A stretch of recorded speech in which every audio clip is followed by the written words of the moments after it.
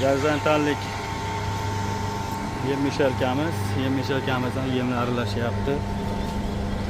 Aralash tayyor bo'ldi o'zi.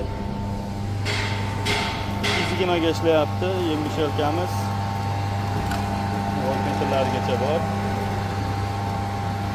Motori retro turgan joylar ashibka qilingan.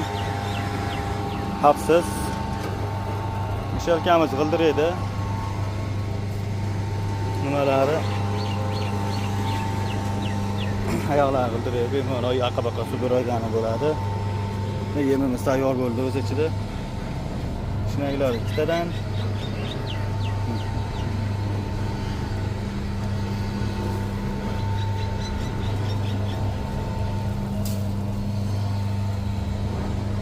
Tasamayim bo'ldi. Hozir bu yerdagi ikkita piris somon, silos, sho'rxa, kepak, semichgan sho'rxasi ham bor. Hamma yoq aralashib, mana o'zimiz qo'yga yem tayyor bo'ldi. Bo'doylar ham tashlab yuborilgan ichiga. Bo'doylari ham bor. Aralashtirilishi yarim soatlarda shunchalik tayyor bo'ldi. Biz qo'yga uchun ko'proq turibdi. Mol boqayotganlarga tezroq tayyor bo'ladi. Buni rosa mayin bo'lib ketdi-da hozir. Mana.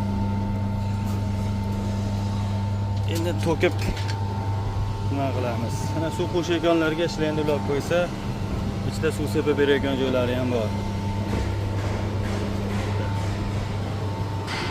Ochingchi.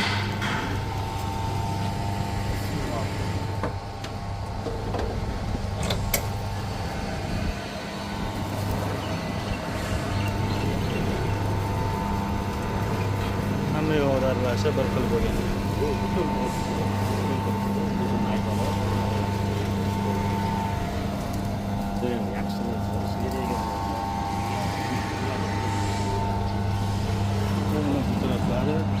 Ovlar beklarning